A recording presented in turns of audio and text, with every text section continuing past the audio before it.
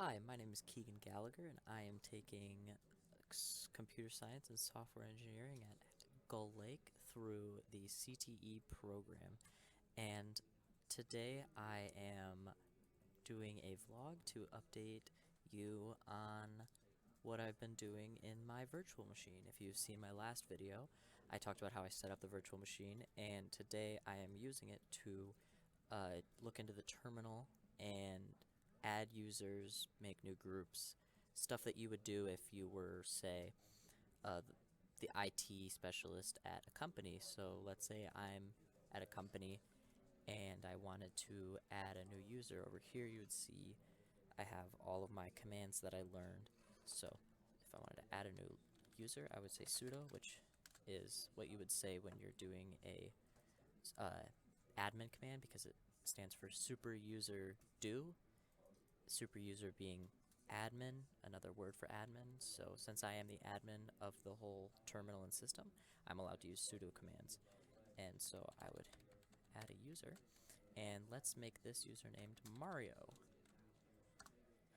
There, now I enter my password. It looks like I'm not entering my password, but I am, and there we go. The new person, Mario's password, is just going to be 123, 123, and Mario Super Bro. We don't really need to fill out the work number, the work phone, room number, home phone. Stuff like that is just extra. Yes, this information is correct, and there we go. I just created a user called Mario, and his full name in the system is Super Bro, but to actually do something with this user, I need to use the lowercase one that I created earlier. That's what the system recognizes, but if I were to look into this user's information, it would say their full name with upper cases, but I have to make it lowercase because that is what the terminal understands. Let's add some more.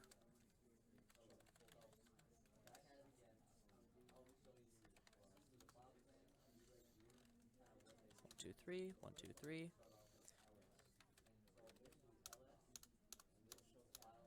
And then that is all correct.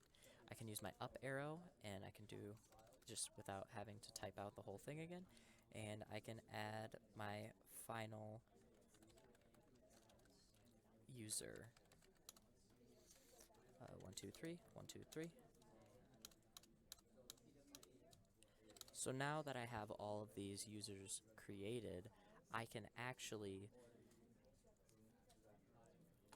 I can use my commands to see who is active and what users are active. So if I just say ID, it will say that Keegan, which is me, is an admin and I am on. So none of my other accounts that I created are on, but if I wanted to do that, I could switch user to Mario, and I would put in his password and see now I'm Mario, but I would just have to get out of where I am. So I would use change directory or CD, and I would use this so that I can get back to Mario, and now I'm Mario. And if I press ID, I can see that Mario is who is logged in. I can also, I believe, oh, that's my bad, I can't do that. If I press last, I can see who is on. So you can see there's a system reboot, and then I came on, and it says I'm still logged in. So my admin account is still logged in, even though I am on Mario. So if I switch, I have to do sudo because I'm switching to an admin account.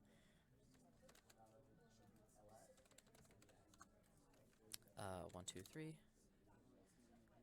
Oh, that's my bad. I forgot. So the reason it says that I'm not in the sudoers file right now is because Mario is not opt, or he's not an operator or admin. So I'm not able to use sudo, so this is what would happen if a user was trying to use an admin command and didn't have permission. It says this incident will be reported, so that sends it to the admin, which is me. So if I go to my account, I could see that. So I need to switch user to Keegan, which is myself, and the password for that is that. And there we go. Now I'm at myself in the directory for Mario. But then I would go back to change directory. Now I'm back to my home page. So the way that this whole terminal works is it's a little bit like if I clicked on this files right here. You see, this is a graphical user interface, while this is a text user interface. So this one, I have all these fun little buttons that I can click, and that gets me places, whereas with this, I would have to change my directory, to documents. And there we go. Now I'm in documents, the same that I would be if I just clicked this. So just like this one says employee list, if I say list, which means show me everything in this file, there we go. I could see employee list. I can actually open this employee list by typing nano employee list.txt. There we go. And this is what is in the employee list. So like if I click this, see it's empty. But now I can see all the things that are in this. So, and that is essentially how I would open that if I was in here. Now that I've created new users, I can actually make a new group to put all these users in. So I'm going to use my admin command to make a new group, and the name of this group is going to be social media.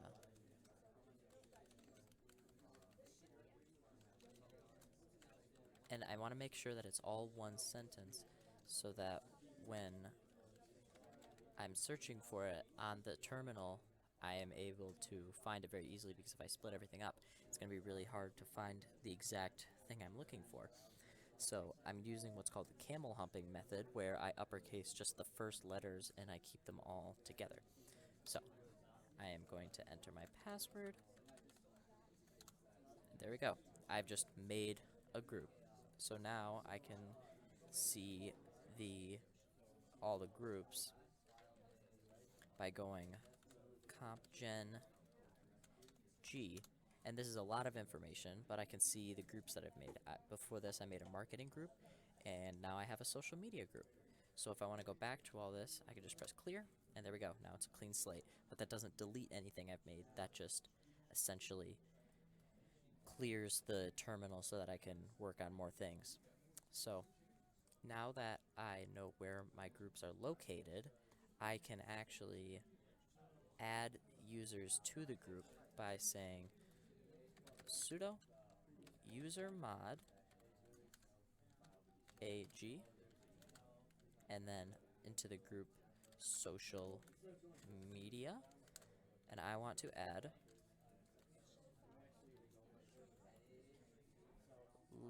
let's add Zelda.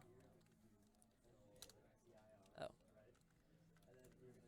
So I think I misspelled Zelda. Oh, it's because, so I used a lowercase and I typed in an uppercase when I was doing that. So the whole thing with the terminal is it's very specific. You have to type exactly what is in it. So I'm going to go back and I have to do a lowercase Zelda. Now it worked. And I'm going to do the same thing, but with Yoshi. Then I'm going to make a new group.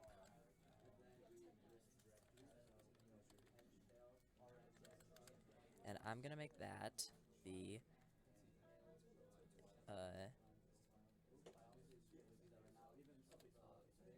human resources, HR. There we go. I just made HR, and I can use this to add Mario to HR so that the HR can access, say, my employees' salaries, because people on the social media group don't need to access that, but people on HR do. So I can make sure that Mario and everyone else on the HR team are able to access that type of information by by accessing who is allowed to view and edit certain files. Once again, you have to remember to lowercase things because it's very specific in the way that it wants it. So I can say getent group to see all the groups. And this is all the people that exist in this. So we see in social media group, it's Zelda and Yoshi. We see the admin is me, and in the marketing is people I've made before. And you can see that HR has Mario. And so this is how I would make a group, and the reason I would make groups is so that I could, manage permissions of people that work for me, because people on the engineering team don't need to access, say, the sale report because they're not on the sales team. So then I'd make it so the sales team doesn't have access to the editing of blueprints for the engineering team. So the whole reason I would do this is so that I can make my system work like this. And you may be asking why I can't just do this on a graphical user interface where it would be easier. The reason is because in a terminal, it is a lot, even though it seems more complicated, it is a lot easier to make multiple accounts across different names and make them have different passwords and such, and then give them permissions for the system. And Linux is a big operating system that is open sourced, and so a lot of people use it and a lot of companies use it. And so me as the IT personnel would use this to make sure that everyone has access to the correct things, because every time I'm not just going to have a graphical user interface, because most things are built on Linux. I also have other file commands that I've been learning, like I could change my directory to documents. And then let's say I want to list everything in here. I have the employee list.txt.save, and that was what I made earlier. So if I want to open my employee list, I can say xdg open. There's a lot of ways to open something through here, but the way that I'm doing is I'm going to open the employee list on the application based on what it's in. So there you go. The employee list, it opened it using the graphical user interface because that's where it's stored. So with all these interesting commands that I could do, this helps me make new directories and move them around. So let's say I wanted to, first of all, let's clear this. So let me get back up to where I said clear, and there we go. I need to change directory because I'm going to be working in like my main user. So essentially this little squiggle is my home, and let's say that's like the folder that contains a bunch of files, and then my files is document and everything else here. So these are all my files in this folder, and I can go back to access all of them and change something about all of them. So now that I'm working here, I can change the name of Snap by saying mv snap, and then I would put the new name that I want to name it, which would be Snap with an uppercase. There we go. Now if I press list, there we go. Snap is now Snap with an uppercase S. If I wanted to make a new directory, I would do mkdir, and let's say I want to name this test.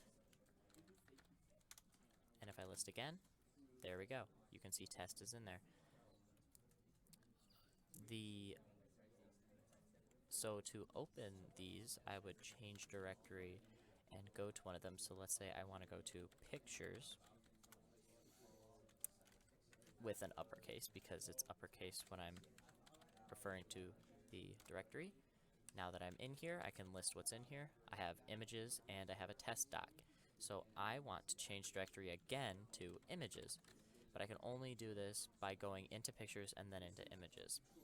now that I'm here, I can list, and there I see I have my two JPEGs. I have a JPEG and a PNG. If I want to open them, I could do XDG open or nano. So if I want to open it in an editor, I would do nano, but since these are pictures, I'm going to want to open it in its default application. So let me do XDG open image1.png. And there we go. It just opened the photo. This is it seems really convoluted, but this essentially works the same way like a graphical user interface would work, because what I first did was I opened my files, and I changed my directory to pictures, and then I went to images, then I clicked on the picture. So it's essentially the same thing. It seems like it's a lot harder, however, I have a lot more control, and I can change who can do what, and I have a lot more authority over the machine because I can tell it exactly what to do right to its basis without having to worry about loading all the pictures or loading like the file. Like, see this, it takes a second to load, but all I have to do with this is just do this and it immediately shows up, because this is the bare bones of the system. I am planning on learning more about the Linux command line so that I can become very good at the IT. You can rap, but you can't hide. You can rap, but you can't hide. Can't hide. You can rap, but you can't hide. You can rap, but you can't hide.